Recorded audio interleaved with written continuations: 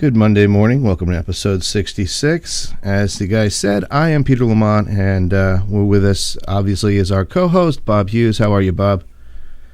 I am doing great. Good morning, Peter. It is absolutely 100% okay. Oh, man, I'm telling you. How was your weekend? Filled with chlorinated water from my pool. Other than that, good times. Your skin's not glowing? No, actually, I'm surprised he had to add some this morning, so it sounds like we got some use out of it. No, it was a good weekend. The sun was out here in sunny Michigan, change, so we're just waiting for the next polar vortex to come in and shut the pool down again, because that's the way my luck goes. I buy a pool, it turns into anything but global warming. So what do you have, like an ice skating rink in the winter? I was just discussing that the other day with my wife. She said, "You know what you're going to do with all this water?" So I'm going to build a form, and we're going to channel the water into the form and let it sit and freeze. Nice. And so then suck it back in the summer. Yeah, so I'm all about recycling. You know, I was listening. I took the family up to Gettysburg, Pennsylvania this weekend, which it's not all that far from me, but I've got a 12, an 8, and a 2-year-old. And it was rough. The 2-year-old was the best behaved of all of them. Now, let me introduce one word for you: au pair. That's actually 2 words, but nanny. There's one word.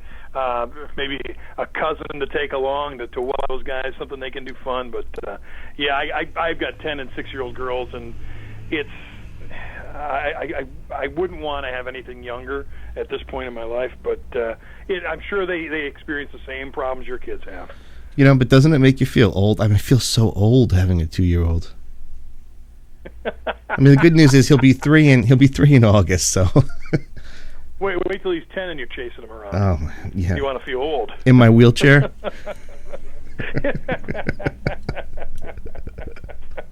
That's right. You and your hover round. Yeah. You know, speaking of... do you guys just go up there for the historical aspect of it, or was there something going on up there?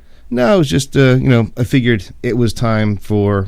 I took the 12-year-old when he was really little, and it was just me and my wife and him, and it was great for us. But, the kids are learning about it in school, so I always believe that it's easier to learn about history when you can actually see it and connect it. So, Sure. We took them up, and... they had a good time. We stopped in every single bathroom that there could be.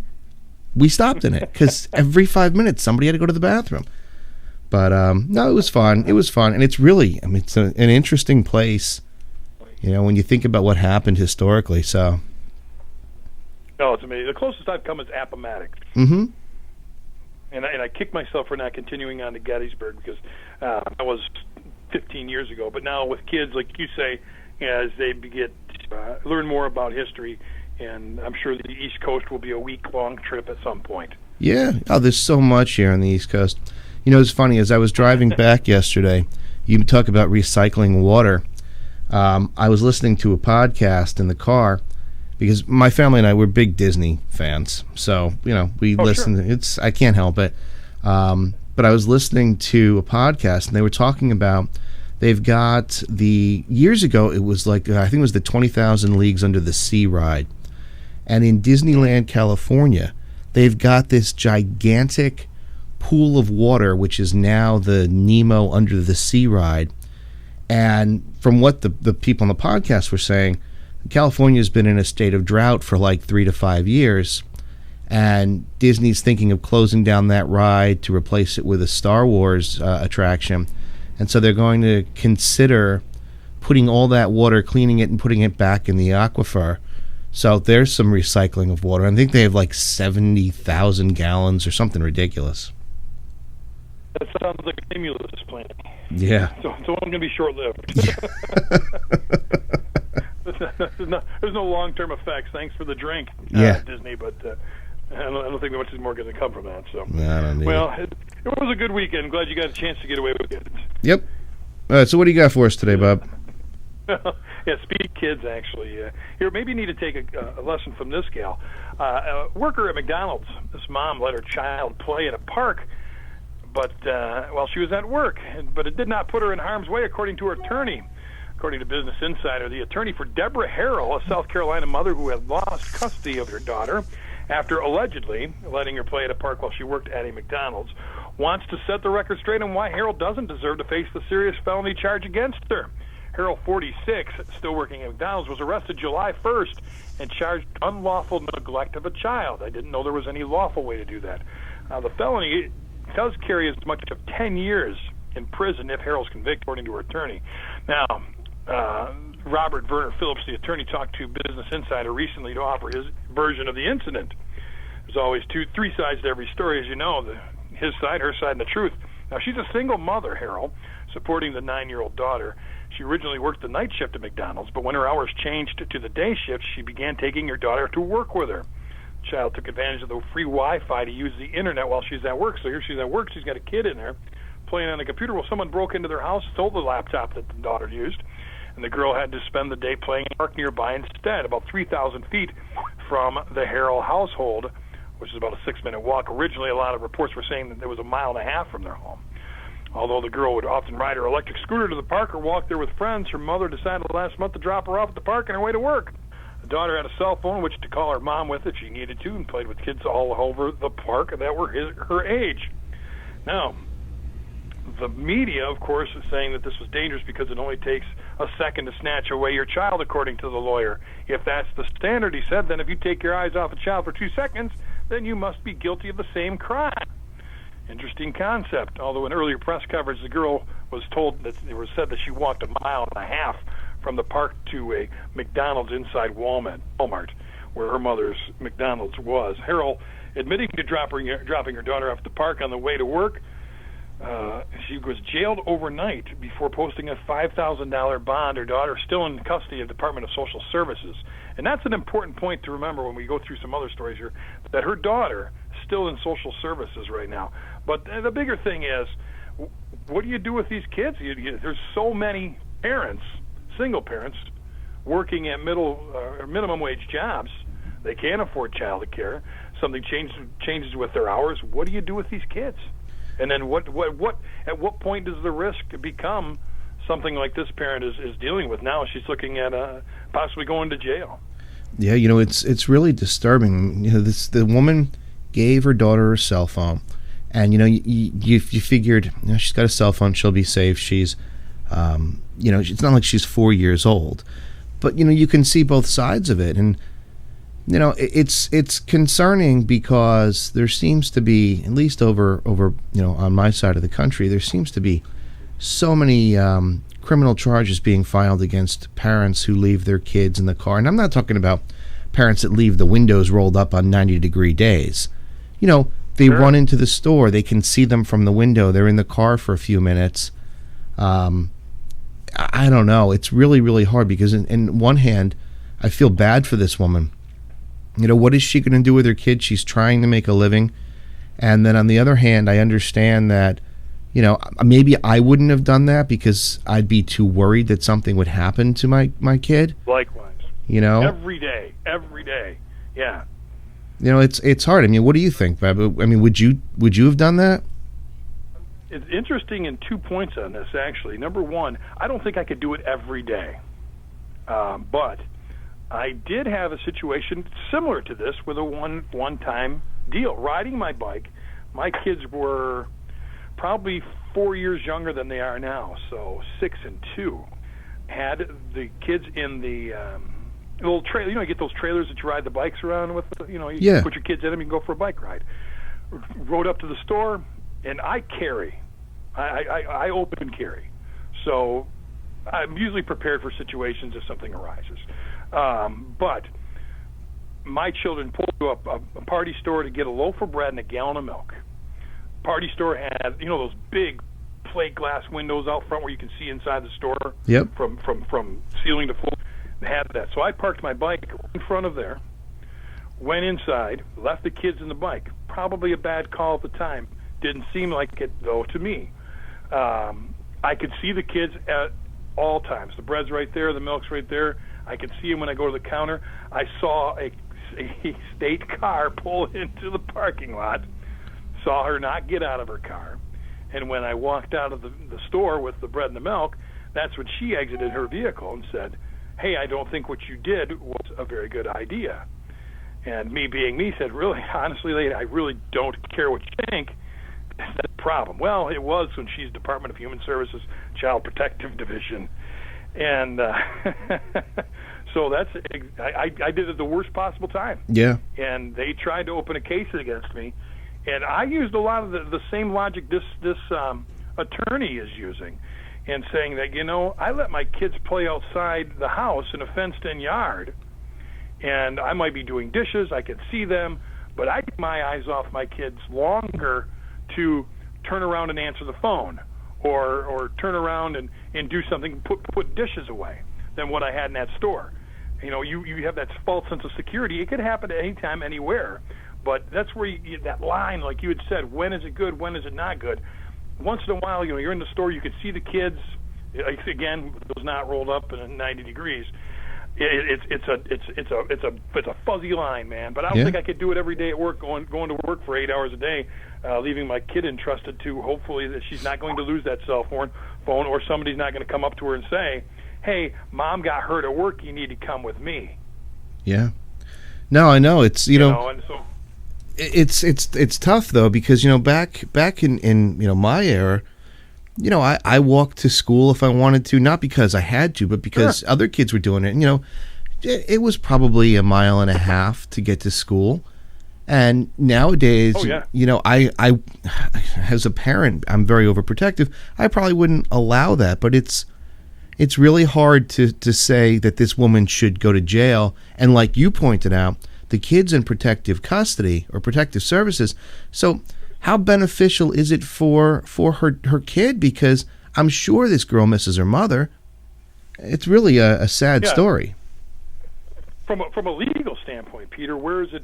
I mean, I'm not sure if you're more up on family law. I know you're probably more to the business side, but where does that? Do you know for sure, or kind of have an idea of where that lies, and what her liability is to this child? Because there's got to be a point where it can make a decision.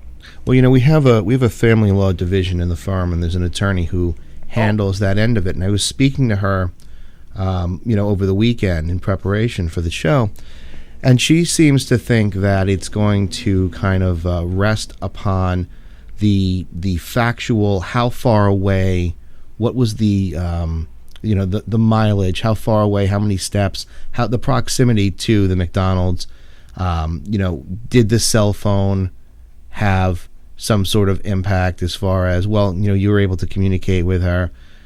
So she thinks that, here in New Jersey or New York, that it would probably be more of a warning shot, and then don't do it again, slap on the wrist, and that would be that. But she's not sure how this is going to play out, and I feel badly because the cost of daycare is so high. And I understand, if this woman's a single mom needing to work to make money, so I get that, but at the same time, isn't there something that she could have done? So I think that the way the courts are going to look at it is, did you put your child in danger?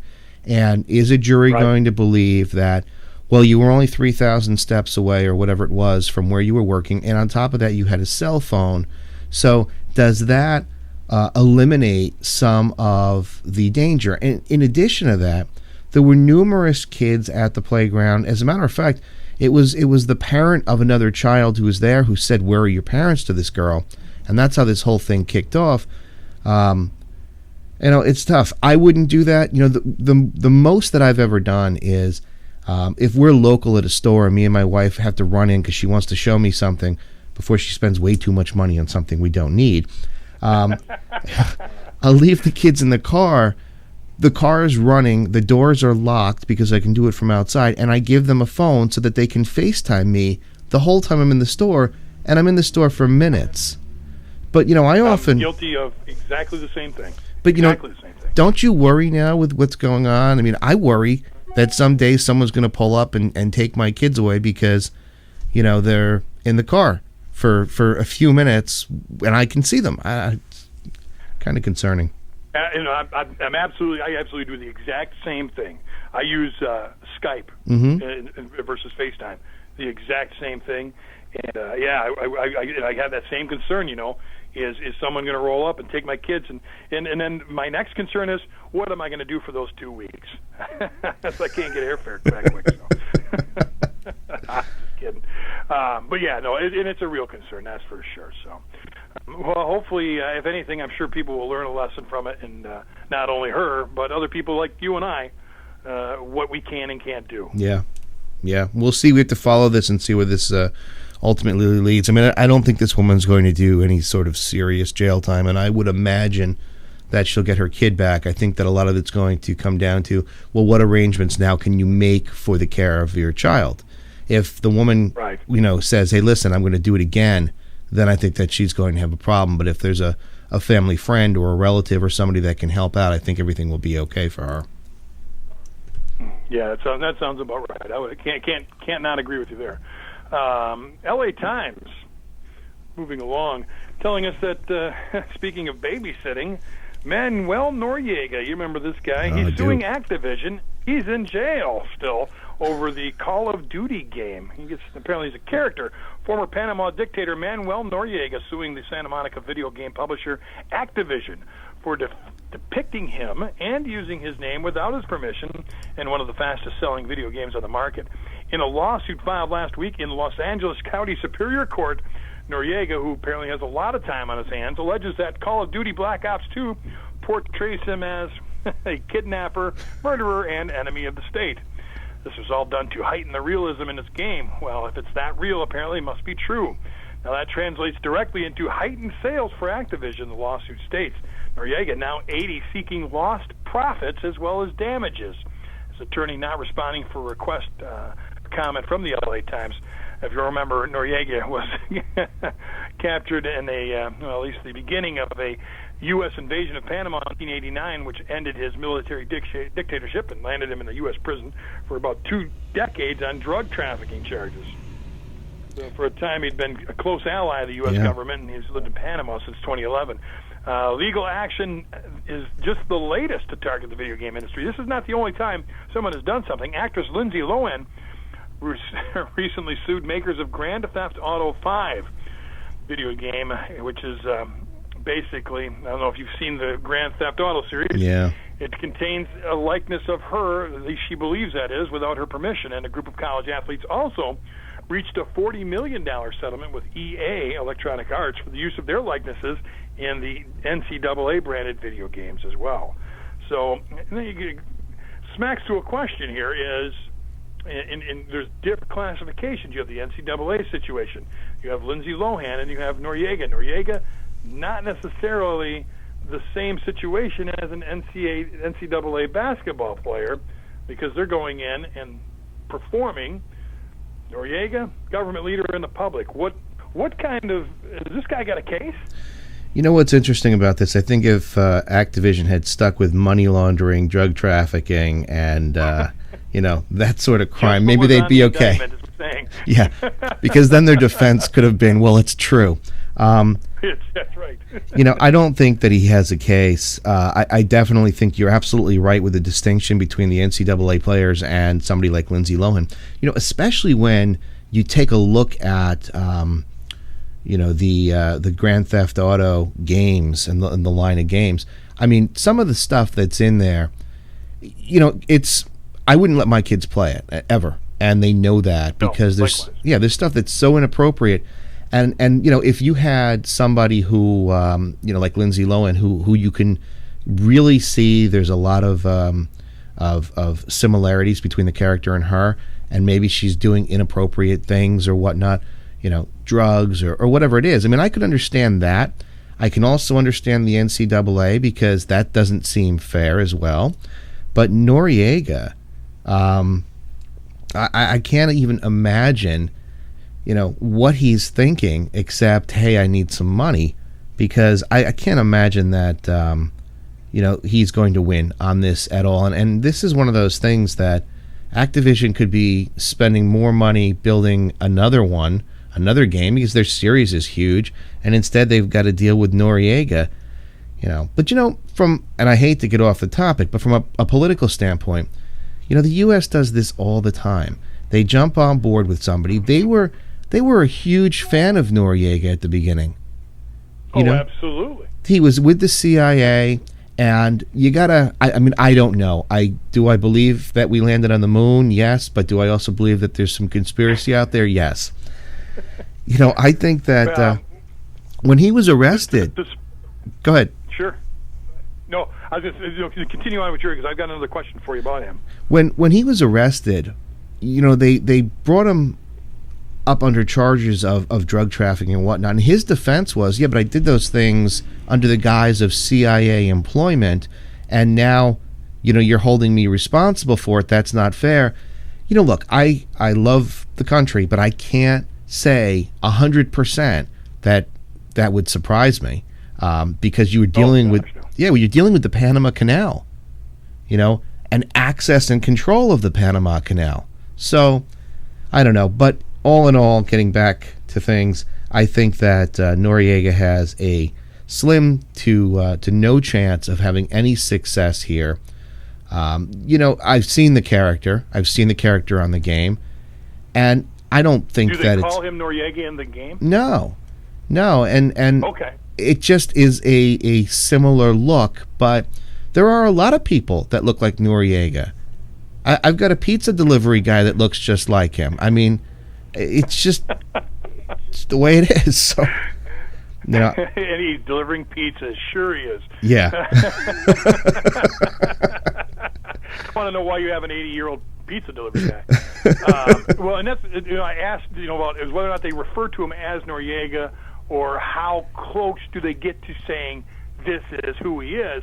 Because obviously, like you had said, does he have a defamation suit? Probably not. The guy's defamed himself. But does he have an opportunity to the rights to his image? And that's what I don't know. And I guess if they don't refer to him specifically as Noriega, then I guess there's that possibility that he's in every way, shape, or form he's exactly like Noriega. Does he have a case? And like you say, maybe it's a slim chance. Yeah, I think it's a slim chance because he's also a public figure, and so to the extent that he has rights, it's a tough call, but I don't think so. I mean, you look at all of these video games. There are characters in games that look like Gorbachev or Putin, and do they call them Putin? No, but I think that there's some ability to have some fair use creativity with some of these characters. I don't think that Noriega has a suit at all. Maybe at best, maybe they'll send him a couple copies of the game for him to distribute to his buddies down there. Put him on the black market, make a couple bucks. Yeah. Well, you talked a little bit about you don't know about you don't necessarily trust the government 100% about not doing something when it comes to a shady action. In Noriega's case, or anyone's case for that matter, and to that point, some DEA agents were sued this past week for paying a drug addict in crack cocaine. Aaron Romero is blaming the government for reinstilling his addiction. According to MedicalDaily.com, a former drug addict suing federal agents after they paid him in crack cocaine for his help during an undercover investigation in Las Vegas and in New Mexico.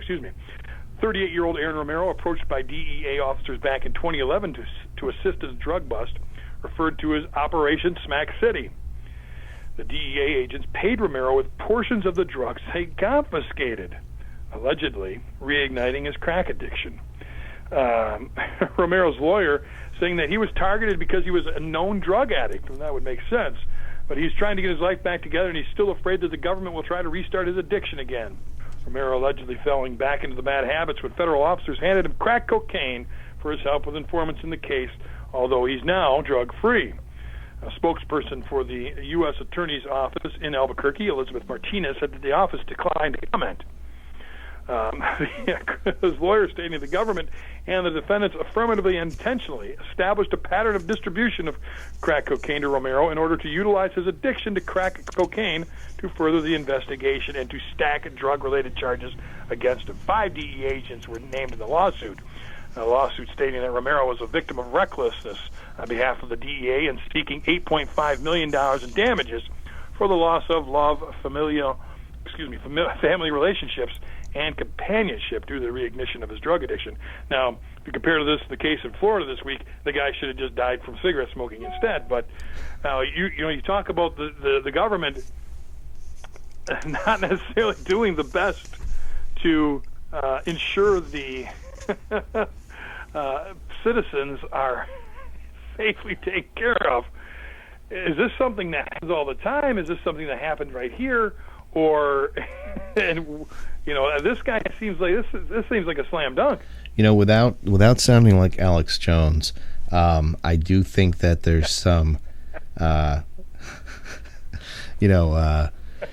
isn't the first time this has happened. This isn't the first time it's happened at all. Look, the guy helps him crack the case, and what do they pay him with? I mean, come on. I think it's so ridiculous that law enforcement would be giving him crack. I mean, that's just so. It blows my mind, really, because but they do this all the time. You see it, whether you're in law enforcement or you see it on TV. They will give someone who is a lower player in the totem pole a break if he gives up the big players, and Sure. they're using these people. The guy's a drug addict, yes, but does that mean that his life is over? He can't recover. He can't, come back and have a meaningful life. So they're going to use him, and then they're going to pay him with crack, and then do you think they really care what happens to him? I think they do this all the time. And how is this different, in my opinion, how is this different than people who are saying that soldiers shouldn't be permitted to waterboard and that sort of torture? I mean, isn't it's kind of like torturing the guy? I mean, he recovers from an addiction, and now they're going to pay him in crack? That's the thing I don't understand about this. He says he was, it just doesn't, 2 and 2 are not adding up to 4 with me, is that he was supposedly recovered, but yet they give him crack? That doesn't, I'm not saying they didn't, because I don't know the facts of the case, but it would make more sense to me, like you said, if he's already a crack addict and a practicing crack addict like that, that makes more sense to say, hey, cracky, here you go, here's some coke for you, and get on your way. Right. But if he's already reformed, I don't understand what the motivation was giving him. And again, sometimes officers don't make the best decisions. But those two things, when I went through the story, those two things didn't make sense to me. If he was already cleaned up, how was that? I guess, again, and maybe that's the whole contention of the case. Yeah, the thing, though, is that at the end of the day, it's very hard to sue the government. It's very hard to sue them on a state level, and it's hard to sue them at a federal level, because every state and the federal government, they offer immunities to governmental municipal workers, police officers, anybody in law enforcement, DEA, obviously CIA. Forget about suing a CIA guy. But they have these, they have these immunities in place, and they make it very difficult. You have to be able to show, like the equivalent of gross negligence. It's not enough to just be negligent. You've got to show that you were so grossly negligent, and that's a very high standard. So, I think at the end of the day, plus, if this ever went to trial, which it never would, could you imagine what they do to this guy in front of a jury on the stand? Oh, as far as you're talking about his reliability? Yeah, they'd go through, so how much crack did you smoke? How many years were you a drug addict? Where were you living? Which street corner? I mean, just, they would discredit him to the point where nobody would believe him, but it'll never get that far, ever. But it is. A couple mil out of it and walk away. I don't even think he's going to get that. I think that if anything, it'll all be on the down low, and maybe they'll give him. I don't know. Maybe they'll give him some pot instead of crack, and he'll be sent on his way. But you know what? It's not right, though. If I look at this and I think to myself, here's the DEA who's supposed to be protecting people. You can't go and you can't do this. Let's assume the guy's facts are correct. You just can't do this. You can't go out and give somebody something to further your career. Here's crack. Help me find the big players. Help me find distributors and whatever, and I'll use you to get the big fish, and good luck. We don't even care about you. You're disposable. I don't think that's right. Disposable. The word I was looking for is disposable. Yeah, absolutely. But I think it absolutely happens, like you said, and I think generally the worst case scenario probably happens where the situation were the same with someone else. The guy probably dies, and you never hear anything about it. Right. He's a drug addict, so what difference does it make? Yeah, exactly. Yeah. So hopefully it didn't happen, and hopefully something good will come from it. Yeah. So.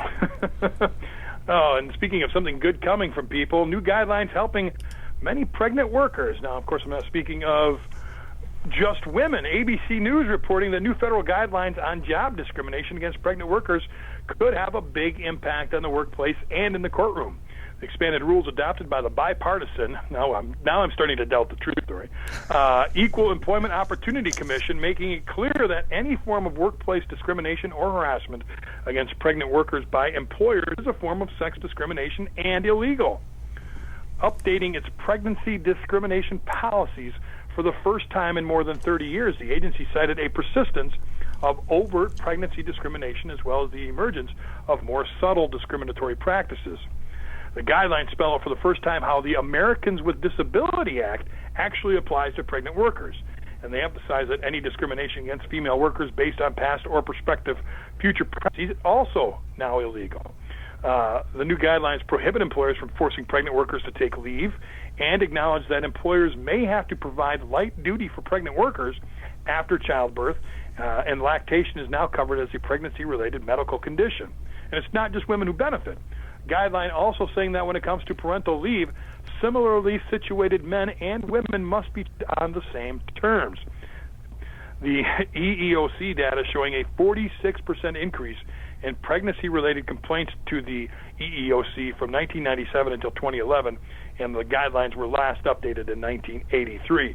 This has got to be something that probably rears its head more now than ever with increased single parenting, dual income households when you have two parents in the home. This is something, obviously, it's been 30 years and more, a long time coming. And what, from a legal standpoint, is this kind of making it easier than ever before for people to bring suit, or is it just making it more difficult for employers to do something stupid? I think that there's such a fine line between saying that it opens up the floodgates to sue for anything. I'm pregnant, I'm going to sue you. I think that what you have to look at is you have to look at the ADA. Okay, the ADA never listed pregnant individuals as qualified people under the act. They weren't disabled. But you're not disabled until you have children. That's for sure. That's for sure. I'm still not fully functional from the weekend, so take them to Gettysburg and find out. Sorry. No, but the ADA now has adopted what so many of the states have already put in place. States like New York, New Jersey, it's illegal to discriminate against someone who is pregnant. So this ruling, this change to their guidelines, I think should have been done sooner, because I think that there is a great deal of discrimination against pregnant individuals. I think that this is, something really positive for everyone. I think that it's positive for pregnant women. I think it's positive for men that might need to take a parental leave. I think that this is a good thing for them. And I think that employers are not going to really see much of a change in the way things are, or in the way that they respond to things, because I'm sure across the country it's the same thing. Oh, she's pregnant, we can't fire her right now. How many times I've heard that when clients have come to me and said, I've got this worker, I want to fire her, but she's pregnant, I can't, right? And that's happened. How many times I've said it. Yeah, that's happened in every state that we've worked in. Colorado, absolutely. Florida, it doesn't make a difference. It's not just a New Jersey thing. But I think, having never been pregnant, and thanking God that I never could be pregnant, because I never would, there'd be no children in the world if men had to give birth. No, we can't take that thing. No. But I think it's a good thing. I think it's a positive thing that they've now added it to, the category of protection. I don't know necessarily that it's a disability, which is why it's part of their Pregnancy Act. But I think it's a positive thing. But you know what is one thing that's very interesting is this. You can have as many laws on the books as you want about discrimination. I'm going to tell you from a practical standpoint what I see some of the companies that we work with or have worked with in the past doing. You know, you can't discriminate against somebody because of their finances, right? If somebody's got bad credit, that's not a reason not to hire them. You can't fire or not hire somebody because they're pregnant. But the practical thing is, when you have a job interview and you come in and you're 7 months pregnant, you could be the nicest person in the world, but that employer is not looking at you. They're looking at your stomach and what it's going to cost them. And so they simply say to you, you know, you're a really great person, good luck with everything, but you're just not who we were looking for. You don't have that experience. Where, you know, especially it would have to be over and above a qualification situation. It would have to clear that person is the person to hire, without getting, like, say, just finding somebody else. Yeah, you know, and unless you're stupid as an employer, right? Because believe me, there are tons of people out there that do this. Plenty of them. You'll go and you'll look at somebody's credit report as part of a background check, and you'll say, well, you know, this person's got multiple bankruptcies or multiple judgments against them, and they're going to be handling cash. I'll give you a prime example. We got a call from somebody a few weeks ago. We didn't take their case because it just didn't seem like it was all in the up and up, but he was a vending machine guy, and he owned a route and he owned a bunch of vending machines, and he had somebody in the office that stole supposedly like $5,000. And I say supposedly because the story that he told me, it just didn't jive, and I think that he took the money himself. But the argument was that when I hired the person who I believe stole the money, I realized that this person had judgments against them, and I think they stole the money because they needed to repay these judgments. Now, that, you know, that guy's just an idiot, but I think that happens all the time. You know, as long as you don't tell somebody, hey, I'm not going to hire you because you're pregnant, or hey, I'm firing you because, you know, you have a bankruptcy. If you don't say anything, it becomes more difficult for someone to prove that you fired them for a discriminatory reason. So no laws can fix that. But clearly, you know, when you've got someone who's pregnant, that's a massive red flag. And I think that companies across the country, they know that. Sure. So, but I do think that's a good point. I think the law is good. I think that the law is there to protect pregnant women, and I think it's important that we do. I don't think it's fair. You know, there's got to be reasonable accommodations given to people who have disabilities. And if we're going to say that pregnancy is a pseudo-disability, then reasonable accommodations need to be made. They should be made. And I think it's a positive step. I just don't think that it's going to have much of an impact because the increase over the years of lawsuits by pregnant women for discrimination has been on the rise. And the state level typically handles it. But now you're going to add the federal level to it. You know what I do think is going to happen? I think that EEOC workers are going to get busier because as part of the federal standard, if you want to sue in federal court, you've got to go through the EEOC. And they're going to give you, you know, an investigation and then a right to sue letter. And if you choose that route, which I think a lot of people now will do, I think the EEOC is going to get very busy.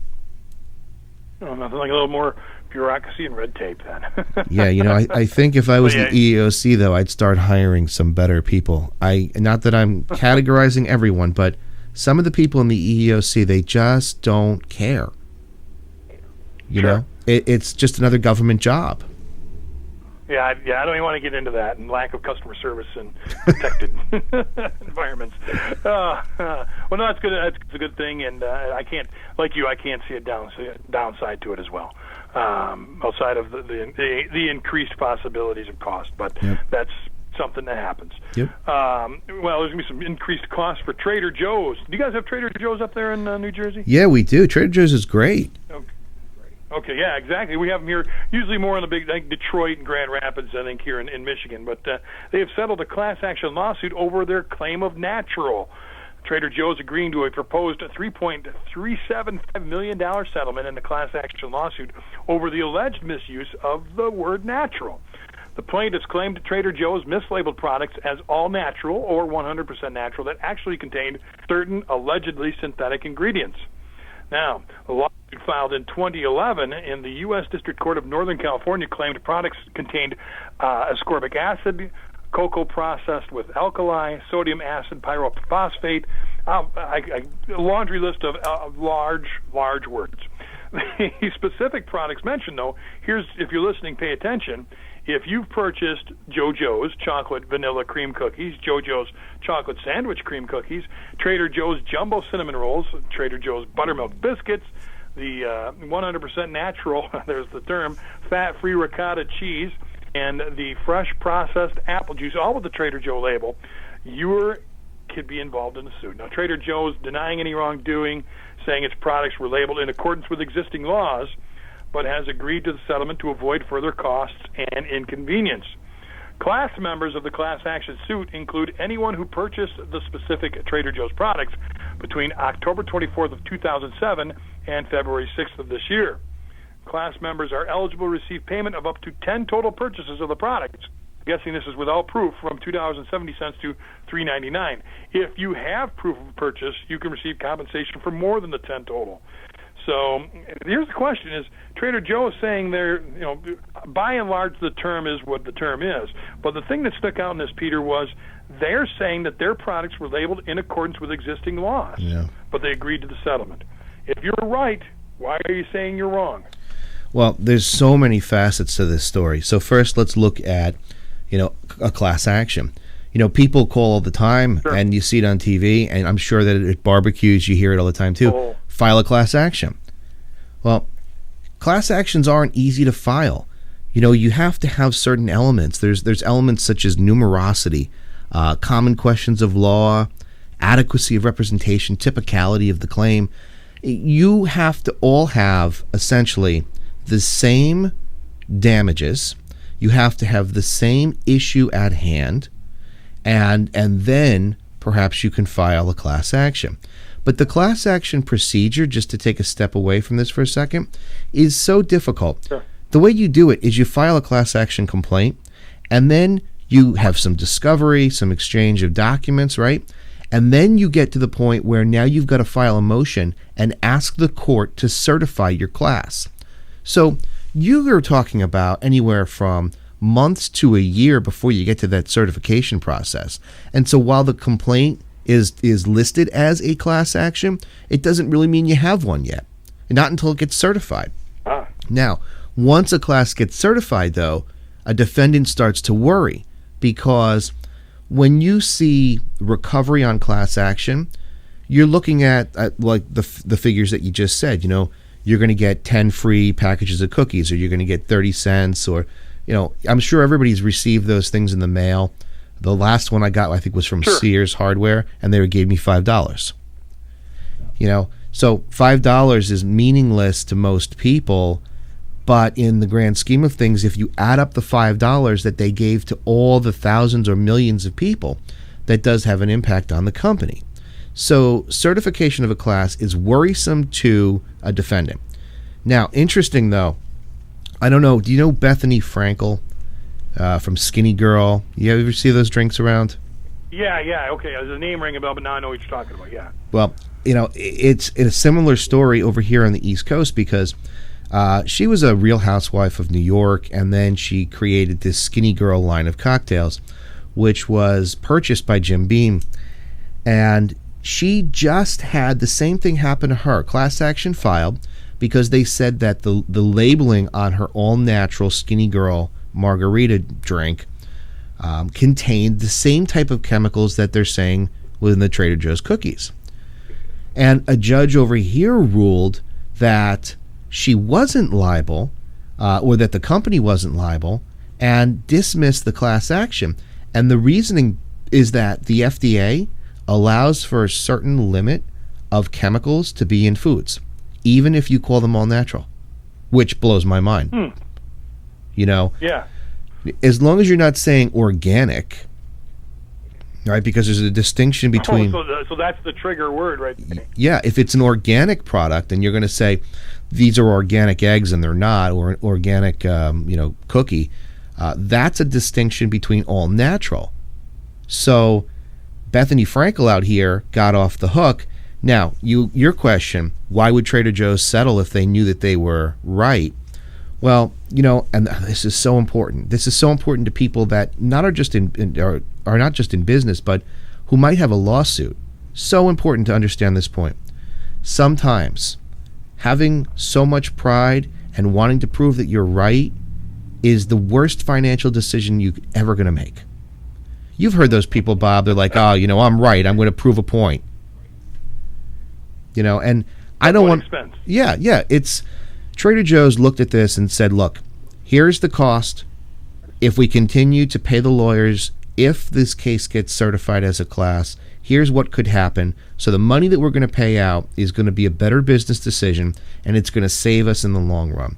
So many people, especially individuals who get sued or sue people, they get hung up with this idea of, well, it's not fair. But the law is not fair. But don't throw away your money. It's so not fair. But, that's where you've got to listen to an attorney. And you've got to listen to an attorney that's going to advise you about what makes most sense for you. So I'm sure that Trader Joe's had a team of lawyers saying to them, look, if you settle, here's how much money you're going to save. Put this behind you, move forward. That's why they did it, because it would have cost them more. Okay. But sure. Interesting. And that makes sense, yeah. Especially if you got a team of lawyers saying, this is what you're going to pay if you don't, and we're going to take this. And, yeah, that's a good point, yeah, because you get, I think, and I got lost being the legal idiot, that, hey, I mean, if it's in black and white and the government says this is okay and that's what we did, how can we be wrong? But like you said, that's not the point. No.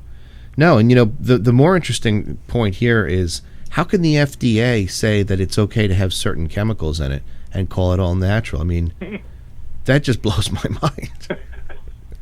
That's because they have somebody has a very good pack. Yes. Yeah. Lobbyists. That's right.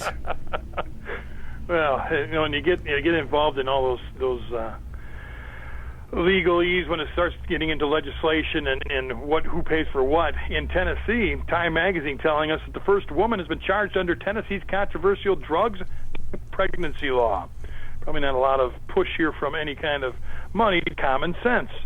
A woman in Tennessee last week became the first person to be charged under their law that basically you're counting illegal drug use during pregnancy as assault. 26-year-old Mallory Lloyd arrested July 8th and charged misdemeanor after she and her newborn baby tested positive for methamphetamine. ABC News telling Time Magazine that. Now, Monroe County Sheriff Bill Bevins telling another news outlet, local station in Knoxville, that Loyola admitted to smoking meth days before the birth of her child. Earlier this month, a law went into effect that allows mothers to be prosecuted for assault for the illegal use of a narcotic drug while pregnant, if the child is harmed by or becomes addicted to the drug. Critics of the law, of course, saying it discourages women battling addiction from seeking treatment or prenatal care. The ACLU of Tennessee, in particular, calling the law dangerous, and it raises serious constitutional concerns regarding equal treatment under the law. The law does allow anyone charged as a defense to enter treatment during while they're pregnant and complete it following the birth. So there's an out there. They can enter treatment. They don't have to go to jail. Anytime someone is addicted and they can get off for their own child, their own flesh and blood, and if they can't get off, Bivens saying he's sad. Hopefully the arrest of this young woman will send a signal to other women who are pregnant and have a drug problem to seek help. That's what they want them to do. Loyola released on a $2,000 bail, ABC News report. So, this is, you get into that whole argument about when is a child, or when is a fetus a child, when does life begin? Does this kind of fall into that? I mean, is there a bigger legal scope here, or is this just a law that makes a lot of sense that people vent about? You raise a good point, because that is something that you're going to have a lot of the liberal sort of critics saying, yeah, this is not a crime, because in order for it to be a crime, it needs to be against another person, another individual, and we don't have that here. So that raises a huge debate. Personally, I'll tell you, I think that the law is great because I think that I understand addiction and I understand how difficult it is to break an addiction. But, when you're dealing with the life of a baby, a brand new baby, and to, be selfish and to use drugs and to then, set this baby down a path. I mean, you've seen the stories, the babies come out and they're addicted to cocaine, or it's really, really tragic and it's not fair. So I think the law is good. But what's interesting is here's where the liberals are going to go. They're going to say, all right, well, if you can criminalize drug use while you're pregnant, what about alcohol abuse? What about smoking cigarettes? What about over-the-counter medications? And that's where the liberals are going to take this. Where does the line draw? Where does the line drawn? Sure. Yeah. And I know all the women that I've ever known, in our circle of friends or colleagues or anyone that was pregnant, there was always a concern. Oh, I'm not going to drink, caffeinated soda, or I'm going to try to stop smoking. Or it seems that there's a natural instinct for a mother to want to protect her child. So, sure, at any cost. Yeah. I think you're probably dealing with a smaller portion of the population, and maybe I'm a big believer in education, but maybe educational programs could be beneficial before women get pregnant or while they're in the initial stages of their pregnancy, to show them, especially young women, young girls, listen, here's what can happen if you do this, here's what happens if you do that. So well, I think you hit on the head of something right there when you start to talk about education or possible lack of, and I don't want to get into the stereotypical situations, but not a lot of, more planned pregnancies and more educated families are common, and more unplanned pregnancies are probably more common with lower education, lower educated individuals. And when you get down to the point where you have a meth addict, education and a childbirth, or I should say pregnancy prevention, not high on the order of items I'm going to worry about that particular day. I need to get my next fix. Yeah. And I think well, they mentioned, hey, the law does allow anyone charged as a defense to enter a treatment program while they're pregnant and then complete it following the birth. So there's an out there. There's the abilities. Hey, you know what? I got caught smoking meth, and I'm pregnant, and gosh, I can't get off it. Will you help me? Well, as a matter of fact, we can. Yeah. I think it's almost, it seems to me, it acts as a net and provides a safety net, but I see a bigger push, like you had mentioned, where you pro-lifers saying, see, here's another situation where we win, and then the ACLUs of the world and the other side of the coin saying, how can you, Roe versus Wade says it's this, how can you even say that this is a crime when that hasn't occurred yet when it comes to the stage of life? You know what? Imagine this case in Colorado, and imagine it not meth, but marijuana. What would you do there? Oh, jeez. Because now you're dealing with a situation where the drug isn't illegal. Meth is illegal. Marijuana in Colorado is not illegal. So, imagine that debate. Now you go back to your alcohol and tobacco argument.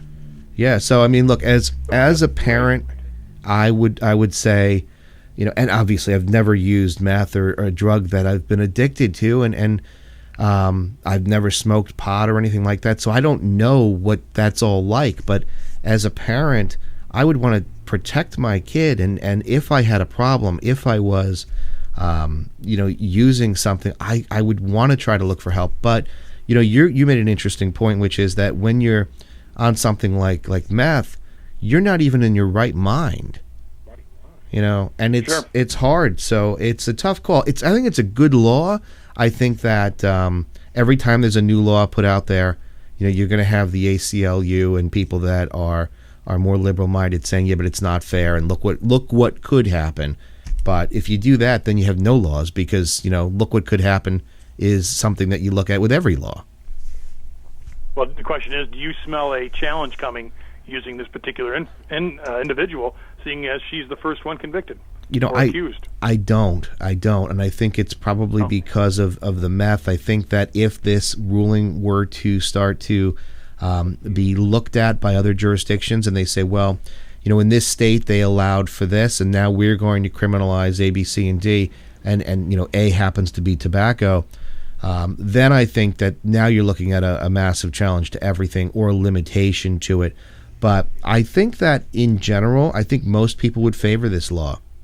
There was a proposed bill and a ruling in New Jersey about 6 months ago, not involving drugs but involving automobiles. And the case was somebody was at home and they were texting a driver, and they knew that this person they were texting was driving the car. And in New Jersey, texting and driving, like in most states, is illegal, right? So the texter at home knows she's sending a text to this guy driving. The guy driving rear ends another car. So the court on the lower level, they rule that if you knowingly text someone who is driving, they're driving, and you text them anyway, you are also responsible for the accident. And so I remember that ruling. Yeah, so right away you've got the liberal end of it saying, whoa. Now you're going to have to prove that the texter knew that he or she was texting somebody that was driving. That doesn't seem fair. And so within a month, that ruling was overturned, and all these very strict limitations were put in place. I think because that's an unpopular ruling. Because you look at all these innocent people. What if somebody's texting in an emergency situation? What if you've got somebody who doesn't know that you're driving? That's an unpopular law. Sure. But this is meth. This is drug use while pregnant. I think this is a popular law, so I don't see a challenge coming. Okay, good. Well, you talk about people wanting to protect the younger citizens of this country, i.e., you're going to protect your kids. You're supposed to protect a child, right? Well, NBC telling us that the Connecticut Supreme Court ruling that a New Haven teacher's name-calling was enough to justify putting him on the state's Central Registry of Child Abusers. The court Friday overturned an appellate court decision that would have removed Nicholas Frank's name from the registry kept by the State Department of Children and Families. Frank, suspended in 2008 for 8 days from his job as an elementary school teacher after it was determined that he had teased a student about his weight, referring to him as pregnant. DCF found the name-calling amounted to emotional abuse, a decision affirmed by the higher court. The registry isn't available to the public but can be used by some potential employers conducting background checks. Frank's lawyer would not comment until he read the decision. Now, again, protecting children, pretty easy.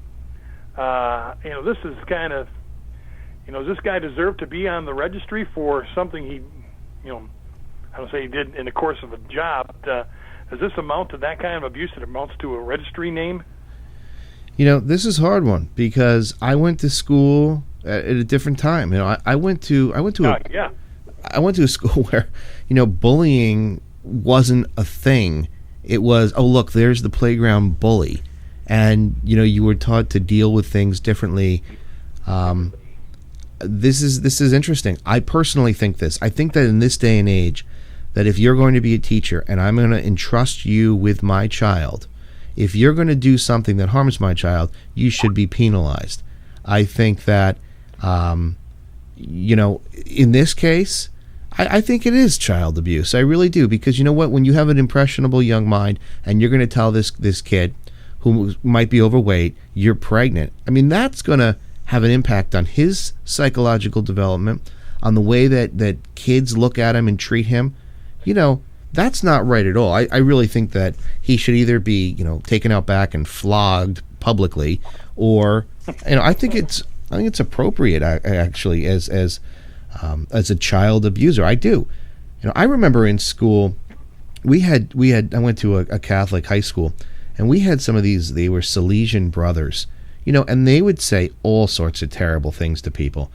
But that was years and years and years ago, and nowadays things are different, and I think that's I think it's appropriate. What do you think about it? Well, that's the line I see here, Peter, is in not approving of what he did, but is there a difference between abuse of a child, and I don't say outside the workplace, but here's someone who is watching your kids, for instance. They're in a different situation. They're paid to be there. There's different dynamics. Like you'd said, you dealt with the school bully. Should you have to deal with a teacher bullying you? No. But does it warrant him to end up on a registry? You can end up on the Michigan State Sex Offenders Registry for urinating in public because it's public indecency. Right. Does that warrant you to be out there with the guy down the street that has fondled his relative? Probably not. It's that black and white issue, and how gray is this? Well, again, I don't warrant what this guy did, because I'd probably come unglued if he did it to my kid. But is there a difference when it ends up on a registry like that? I think, though, that there's levels to these registries, and that there's lower level registry entries, and they go up, obviously, as the crime is more serious. So you can be a low level offender and still continue to work, and your name doesn't appear.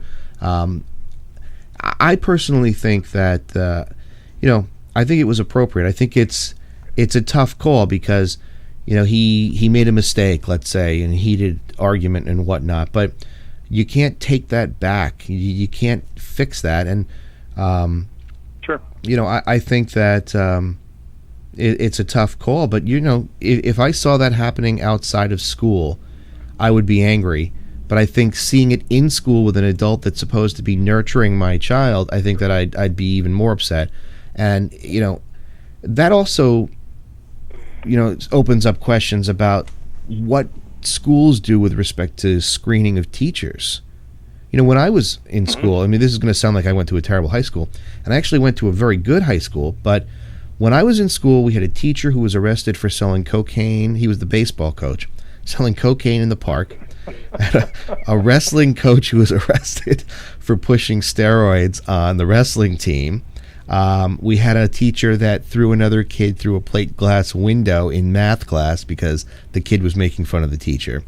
So, wow. Nowadays, right? Should that be abuse?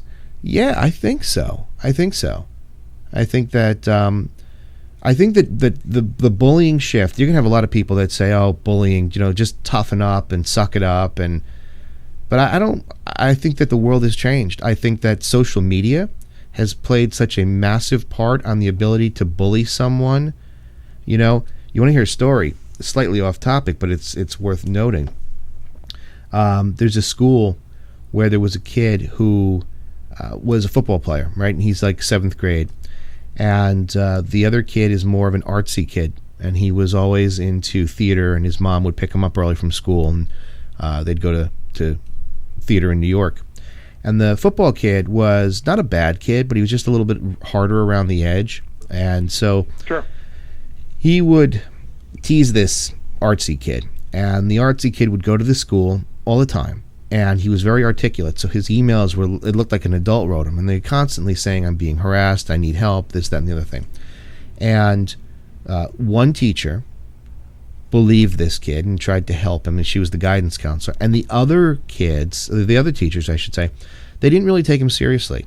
And they didn't report to the principal all of these instances that he was speaking of. And so one day, gym class, the athletic kid, those peg boards that you used to have in the gym when you'd climb up to the top of the peg board? Oh, yeah. Sure. So this kid makes it up to the top, and the teacher, who's a woman, says to him, oh, I'm not going to use the kid's name, we're going to call him Jimmy. Oh, Jimmy, great job. And she patted him on the back, and the kid got embarrassed. So when he walked in the locker room, the artsy kid said to him, nice job, Jimmy. And on his way out, Jimmy backhanded him in the stomach. Not a punch, but a backhand. And the artsy kid had a defective bone condition in his spine that nobody knew about. And because of that slap, he became paralyzed 2 days later from the neck down. And sued the school under the bullying laws. And the school itself had very, very high-level bullying training and whatnot. But the fact that that one teacher didn't take this seriously and never conveyed it to anyone else, that opened this up to a massive multi-million-dollar lawsuit. And obviously, I'd rather have my kid have the ability to walk than to have a few $1,000,000. But right, that was something, that was a case I was involved in, and I was involved in the defense. I was part of the defense team for the school, and it was really hard because you'd think to yourself, man, if you just did something to prevent this, if you had just told somebody, and then you equate that action to what this guy did with calling the kid pregnant. It's tough. It's tough growing up being a kid these days, and to have an adult making fun of you, I think he should be penalized. Yeah, there you go. Yeah, and sometimes, Peter, kids take care of themselves. Girl 9 from Minnesota tattling on her pothead parents. 9-year-old Minnesota girl fed up with her parents' alleged use and sale of marijuana in their home took some action. She walked into the Barnesville police station last month and gave detailed descriptions to police about where to find their stash of meth and 7 marijuana plants and other paraphernalia, according to ABC News. Now, what was the final straw for this little girl? Well, they say that the little girl told the police that she had seen her parents blow marijuana smoke into the family's dog's mouth. She was afraid that the dog would get sick, so she very articulated her description of specific locations in the house and the types of drug paraphernalia that the police could find there. Parents not yet charged, but police say once lab test results come back, that will have potential drug possession and drug cultivation charges, and of course a possibility for, I guess we'll call it animal abuse, charges for getting the dog high, and that's actually on the rise, believe it or not. Yeah. If they are convicted of that, the parents could be subject to up to 1 year in jail and or a $3,000 fine, in addition to the other charges. Now, for the 9-year-old girl, she's back with the parents, at least for now. Beatty telling ABC News that they understood they were wrong and showed remorse. But the lady that drops her kid off at the park working her job at McDonald's, she doesn't get her kid back? Yeah, I was just going to say the same thing. It just doesn't sound right. Kids aren't as dumb as they appear to be, and sometimes they just don't want to take any more. No, and how dumb is it for the parent? I mean, come on. Everybody likes seeing the monkeys that eat the fruit that makes them drunk, walking around the savannah. Sure. on the Animal Planet channel. I think I get a big kick out of that, but I don't think it's funny to get your dog high. Meanwhile, you've got a kid. That's crazy. Totally my crazy. cat's name is Tangeray. That's a totally different show. I think that you made a really good point, though, Bob. I mean, that woman that left her kid at the playground left the kid with a cell phone. She was trying to work to make money to support them, and I don't know more than what's being reported. As she could afford. Yeah, exactly. Yeah. And here you've got somebody that's growing drugs. They've got a stash of meth, and they're trying to get their dog high, and they get their kids back because that makes sense. It scares me what happened 10 years ago when this child was in the womb. Yeah. Yeah. You hope nothing. I mean, you generally don't have children and then decide to pick up a drug habit. Oh, no. I would understand it. Yes. Having 2 children, I'm surprised I'm still somewhat sober in the morning. But she's back with her parents. I would fear if there's anyone I'm going to fear putting this kid back with, it is those parents, until you can show me that you're responsible enough to be off whatever illegal drugs you happen to be out of this time before the kid's going back. So yeah, that certainly seems like child endangerment to me. Yeah. They're going to harass you because you got milk and left the kids in a wagon, but they're going to send this girl back. Yeah, just, hey. Make sure you water the marijuana plants. And that's kind of when to jump back to that story, when discussions were on about how good or how bad of a parent I was. I said, you know what? I stay home with my kids. Look at some of the parents in the area where I was. I'm Father of the Year. I don't take my kids to the store and feed them Mountain Dew and Doritos for breakfast. I make them eggs every morning. I make them toast. I make them whatever, something healthy. I'm here for them for lunch. I'm here when they get home from school, and you're going to bust my chops. Yeah, so. Yeah. But, don't fight the battles. The problem is a lot of government agencies fight the battles they can win instead of the battles they need to fight. Yeah, that's absolutely true. That's so true. I see it on the lower end. This isn't something that we can spend a lot of time on because we are running out of time. But I want to just say this. Over the weekend, I got this story that came in locally by me, probably, less than 7 miles from here. There's Route 17. Route 17 is a major thoroughfare, and it takes you past all the big malls for those people who are out in New York, New Jersey, Pennsylvania. So this is really interesting because you're talking about government and what they choose to enforce and not enforce. So there's this girl who's driving on Route 17, and she's texting while she's driving, and following behind her is a motorcyclist. So she takes her eyes off the wheel, she looks down, she starts texting, she stops short because she looks up and realizes that she's going to rear end a car. When she stops short, the motorcyclist realizes that he's not going to be able to stop.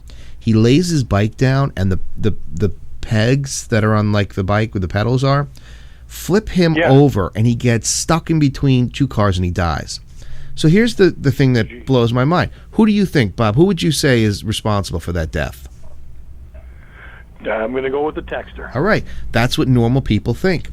Do you believe that the way this is coming down so far, and we'll see what happens after lawsuits are filed, but from a police perspective and charging them with a crime, the police are saying that the girl caused the accident by texting, but she didn't cause the death because the guy on the motorcycle was violating a state statute by following too closely behind. Now, I have a problem with that, because if the guy was able to lay his bike down and how closely behind could he be following? So I don't know. Something doesn't seem right there. The driver of the car was a young girl from a very affluent town, and it almost makes me wonder, is everything on the up and up in this case? Because she's texting, and her texting causes somebody to die. But that's not what the police are saying. They're saying, they caused the accident, but not the death. So now, and that's a criminal situation. What do you think about the civil? What's going to happen? I think civilly, I think that she's going to be sued. I think that there'll be a wrongful death case, and I think that she's going to lose. So is that pretty much the easy answer for situations like that nowadays, where the criminal courts say, well, this guy was doing this, so it really isn't 100% her fault, but when you start to look at the civil situation, there's different requirements for a civil verdict. It's pretty much can't you just do that now, eh? Yeah, you know what? Because you've got to show beyond a reasonable doubt in a criminal case, and that high standard is not in existence in civil cases. So what would happen ultimately is that when the family of the motorcyclist sues, they're going to sue everybody involved, right? The car in front of the girl, they're going to sue the girl. But the primary defendant is going to be the girl who was texting. And when it ultimately comes out to a verdict or to a settlement, what they're going to do is they're going to look at the percentage that they believe that the motorcyclist was responsible. So it's called, comparative negligence. They're going to say... I talked about that last week, yes. Yeah. They're going to say that, you were X% negligent because you were following too closely behind. And so, you're not entitled to as much money. But interesting from the criminal end, because these police officers have so much power with respect to charge and not charge. And then it gets over to the prosecutorial side where you've got a prosecutor. And to your point, which is they like to take cases that they win, prosecutors... Unless you're lifers, right? You're a lifelong prosecutor in the municipal courts or the lower level courts. You are a young kid, right out of law school. You want to try cases, and all you care about is building your reputation as a trial attorney. So you're not going to take those tough cases. You take those cases that are slam dunks. And that's not justice, but that's what happens. Sure, absolutely. Between that and plea bargains, I'm sure. Yeah. We got time for one more, Peter? We got one more. One more. One more. Well, you go back to that this young lady and her pot. Well, they're just in the wrong state, Peter. That's all. Colorado, smoking a ton of it, according to the Huffington Post. Colorado smoking pot by the ton, and visitors, of course, predictably are too. Colorado's pot regulators issued what is believed to be the world's first post-legalization market study for weed on Wednesday. The study relied on sales data from Colorado's first 3 months of recreational marijuana sales, while previous pot market studies relied only on survey results because the drug was illegal, or at least is in 49 other states, roughly. The study finds total marijuana demand to be much larger than previously estimated. That has to be the biggest of the week. Study estimating the total market demand for marijuana in Colorado is about 130 metric tons a year. That's 121 metric tons for residents and 9 for visitors coming into the state of Colorado. Those figures include medical and recreational marijuana. How much do you pay for in Colorado? $220. So start doing the math. Wow. That's crazy. Any kind of doubt this was going to happen, but the thing is, I think when you read something like this, Peter, if you're a lawmaker, if you're a lobbyist or one of these guys that are for legalization, man, you take these numbers and say, look what we can bring you in tax revenue. Yeah. Yep. You know what? And that's the sad thing about this. I don't know. I'm not a pot smoker. I've never smoked it. I had concerns. We did a show a while back with a guy from the New Jersey Federation of Medical Marijuana, and I understand the medicinal purposes, the medicinal use of it, but I personally, probably because I've not been involved with it, I can't understand the recreational use of it. But I worry because the business end of this is going to be so massive. If you look at all the patents that have been put in for paraphernalia lately, and I think that, like the legalization of gay marriage, which has spread across the country, I think that this is going to be something that will ultimately spread. And then, there's a greater worry, though, because while businesses are getting rich on people getting high, I've often worried about what do you do when you've got somebody that's so high and they're operating a car and, now you've got this whole culture of potheads. Is that a real concern? And the guy from the Medical Marijuana Foundation was like, no, that's crazy. That'll never happen. As a matter of fact, I drive better when I'm stoned. I don't know. What do you think about that?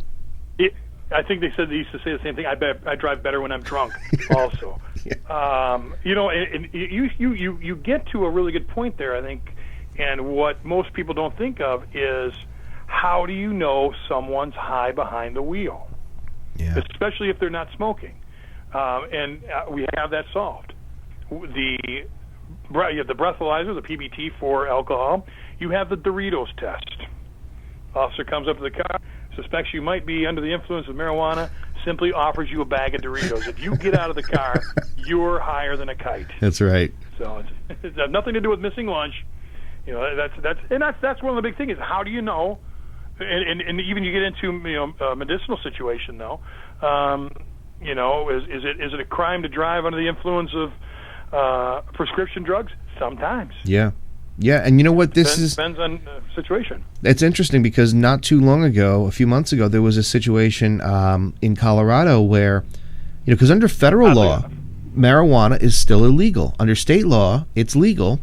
Federal law is not going to do anything because they're producing revenue and they're getting tax dollars off of it. But there was a whole discussion about what do you do as an employer in Colorado? Now sure. it's legal to smoke pot, but can you still tell people that we've got an anti-drug policy in this company, and that if you're caught coming to work high or you're smoking on the job, you can be fired? The answer to that question was yes, but or even if it's in your blood, if you test positive, or you got DOT regulations right there. Yeah. So, I think that as the revenue increases, I think you're going to see other states jumping on the bandwagon because it's such a huge moneymaker, and marijuana is so cheap to produce. So, But you know what? It's going to be Well, years down the road. you're gonna see the big pharmacy companies starting to produce super weed. Yeah. And you know what though? They're going to get in the game. They're not going to miss out on that dollar. No. But down the line, it's going to be the same thing that happened to the cigarette industry, where they realize it's not good for you and there's problems. And so, I don't know. It's interesting, but I think that corporate greed is going to weigh out here. And I think that with lobbyists in place, you're going to see everybody. It's not going to be just Colorado. It'll be everywhere. Absolutely. No, I agree 100% with you. It is just a matter of time. I don't think it has anything to do with principles. It has everything to do with the pocketbook. Yeah. Exactly what you said. Yep. So, and that is what it is, and it's going to be interesting for the next generation because it's going to take a few years for it to take hold. Yeah. Yeah, and then there's going to be a ton of legislation popping up, a ton of new laws. You're going to have to deal with all sorts of new sort of lawsuits. It's really going to be interesting, but I don't know. I'm not a big fan of drugs, so it loses all its luster on me. I don't know. Maybe I'm too old-fashioned. Oh, yeah, well, and I was going to stop you at old, but okay. Which reminds me, I got to go water my pots.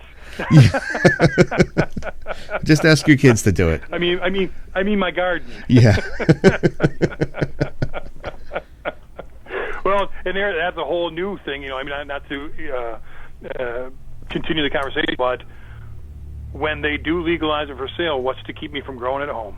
Yeah. Now you've got bathtub gin versus legally produced alcohol and ATF. It's going to be the ATF and M.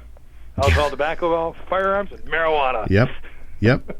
Absolutely true. They need a whole new acronym. Oh man, that's just what they need, another acronym. And more bureaucracy. So, there you go. That's the week that was, man. All right, we got some good stuff coming up. I think that if you haven't listened to last Thursday's episode, we talked about gun control and the use of smart guns and its impact on the Second Amendment. And it's a really good episode. We had some really good guests. We had Robert McNamara from Trigger Smart, and very, very good show. So take a look at that. Don't forget to leave comments about this video or any of the topics that we discussed, anything that you'd like to see on the show. You can leave them on Facebook and Twitter. You can put them under the show notes on the YouTube channel once the video is posted. It's really, important. Bob and I like to hear from you guys. We like to know what sort of topics you want to hear more about on the show. And I'll try to produce some videos that deal with some of the legal issues that we talked about today to kind of supplement this show. But your feedback's critical, right, Bob? We want to hear from people. Absolutely. I need to know. Yep, we all need to know. Driving me nuts. That's right. All right, so that'll do it. It's always nice to hear the good and the bad. Yeah. So, absolutely, And then, like, if there's something that someone out there notices, even, we can't cover all the news. You see something happening locally, by all means, let us know. You never know. It may be a situation where it's a bigger national product. Yeah. Or story. That's absolutely true. So, tweet us or put it on Facebook, and we'll talk about the news because there's a ton of stuff that happens locally that we don't know about, and it's really interesting. So, please do that. Don't forget to tune in this Thursday for our regular Understanding the Law program.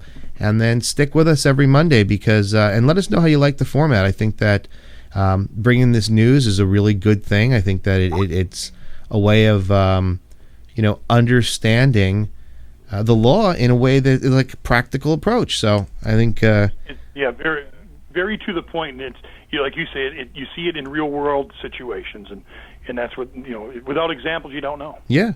So, all right. Well, Bob, thanks for being here with me again today. As always, I had fun. Thanks for having me.